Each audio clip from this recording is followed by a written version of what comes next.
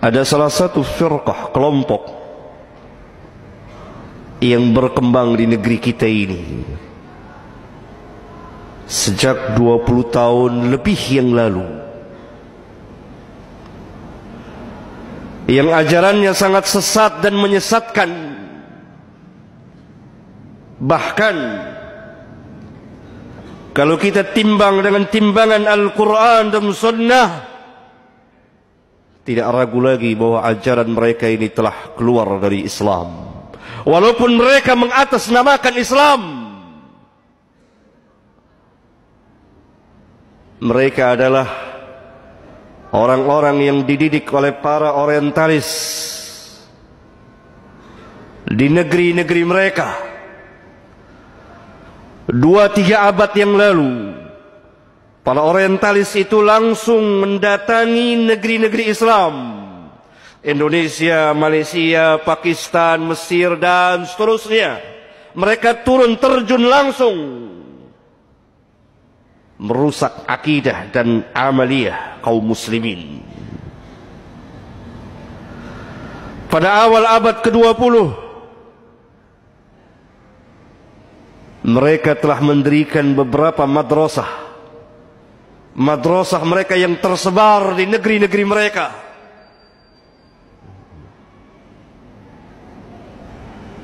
Kemudian mereka mengundang abnaul Islam, anak-anak Islam ini, untuk belajar ke negeri-negeri mereka. Inilah madrasah orientalis, atau yang saya namakan dengan nama Yahudi gaya baru. Selesai mereka menamatkan pelajaran, mereka belajar tentang Islam biza'mihim, menurut persangkaan mereka. Kemudian mereka pulang ke negeri-negeri mereka, mengajarkan Islam kepada kaum muslimin yang tidak pernah kita dengar dari bapak dan kakek kita, tidak pernah kita dengar dari Al-Quran dan Sunnah Rasulullah Sallallahu Alaihi Wasallam. Terus berkembang. Mereka pun membuat perguruan, madrasah-madrasah kecil di negeri-negeri kaum muslimin. Apa inti ajaran mereka? Dan ini tersebar di sebagian perguruan Islam.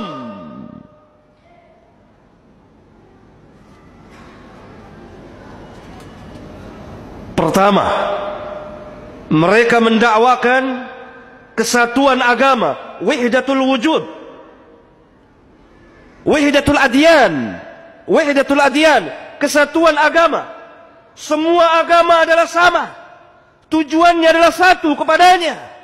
Tidak ada perbedaan antara Islam, Kristen, Yahudi, Konghucu, Buddha, Hindu. Sama semuanya. Semuanya berada dalam kebenaran. Ini ajaran yang sangat berbahaya, merusak dan membatalkan dan menghancurkan akidah seorang muslim, di mana Rabbuna telah tegaskan tadi, inna ad-dina 'inda Allahil Islam. Tidak ada agama yang sah di sisi Allah kecuali Islam. Wa raditu lakumul Islam dina, dan aku redha Islam sebagai agama bagimu. Wa may yabtaghi ghairal Islam dinan fala yuqbal minhu wa huwa fil akhirati minal khasirin. Barang siapa yang mencari selain dari Islam, maka tidak akan diterima agamanya dan dia termasuk orang yang rugi nanti di akhirat. Berkembang ajaran ini sejak kurang lebih 20 tahun yang lalu di negeri ini, dengan sejumlah tokoh-tokohnya. Kemudian sekarang mereka telah mempunyai anak cucu dan mengembangkan lagi ajarannya, wahdatul adyan, kesatuan keagamaan ini. Yang kedua dari inti ajaran mereka, memasukkan keraguan ke hati kaum muslimin untuk meragukan kebenaran Islam, meragukan kebenaran Al-Quran, meragukan kebenaran Sunnah, meragukan kebenaran dakwah para sahabat ridwanullah alaihim jami'an, mencaci maki para ulama kita dari generasi ke generasi, sampai Al-Imam Asy-Syafi'i pun tidak luput dari caci maki mereka. Padahal Rabbuna telah menegaskan kepada kita, al-haqqu min rabbika fala takunanna minal mumtarin. Yang hak itu dari Rabbmu, maka jangan sekali-kali engkau menjadi orang yang ragu. Kita yakin akan kebenaran Islam, kita yakin akan kebenaran Nabi yang mulia sallallahu alaihi wasallam, kita yakin akan kebenaran Al-Qur'an dari awal sampai akhir, meskipun kita belum paham sebagiannya atau secara keseluruhannya. Qul sadaqallah, katakan benarlah Allah. Sebagaimana Nabi yang mulia pernah bersabda, "Ma kharaja minni illa haqqun." Tidak keluar dariku melainkan kebenaran, yang adalah kebenaran di atas kebenaran.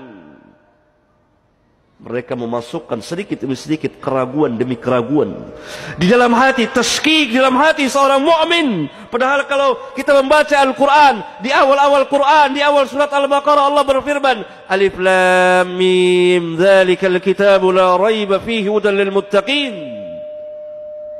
Alif Lam Mim, kitab ini la raiba fihi, tidak ada satupun keraguan, tidak dimasuki satupun tuduhan, tidak ada keraguan akan kebenarannya, tidak ada keraguan bahwa Al-Quran adalah kalamullah, tidak ada keraguan bahwa Muhammad sallallahu alaihi wasallam adalah utusan Allah tabaraka wa taala.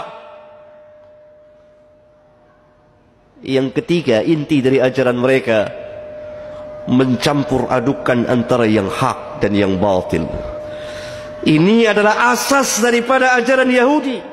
Karena itu Allah menegur di kitabnya beberapa kali, ya ahlal kitab, lima talbisul haqqa bil batili wa taktumul haqqa wa antum ta'lamun. Wahai ahlul kitab, kenapa kamu mencampurkan yang hak dengan yang batil dan kamu sembunyikan kebenaran padahal kamu tahu? Mereka memasukkan ajaran-ajaran dari luar Islam ke dalam Islam. Salah satunya adalah yang berkembang pesat di negeri kita adalah Natalan bersama, ikut perayaan hari-hari keagamaan dari agama-agama yang lain dan lain-lain. Mereka memasukkan dalam peribadah, dalam keyakinan, dalam peribadatan, dalam akhlak, dalam muamalah. Lihat cara bermuamalah kita, penuh dengan yang haram.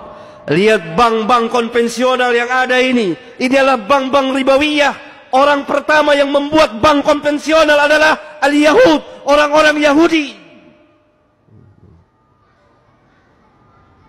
Yang keempat, inti dari ajaran mereka adalah meninggalkan ketaatan kepada Allah sedikit demi sedikit untuk menuju kepada kemutlakan. Tidak ada taat kepada Allah dan Rasulnya. Oleh karena itu kita lihat seorang mahasiswa di perguruan muslim, dia tarkus salat, meninggalkan salat bukan karena malas, tapi karena keyakinan memang salat tidak wajib. Fa inna lillahi wa inna ilaihi raji'un. Mudah-mudahan khutbah ini bermanfaat bagi khatib dan jamaah. Allahumma ighfir lil mu'minina wal mu'minat wal muslimina wal muslimat al ahya'i minhum wal amwat. Rabbana atina fid dunya hasanah wa fil akhirati hasanah wa qina adzaban nar. Walhamdulillahi rabbil alamin.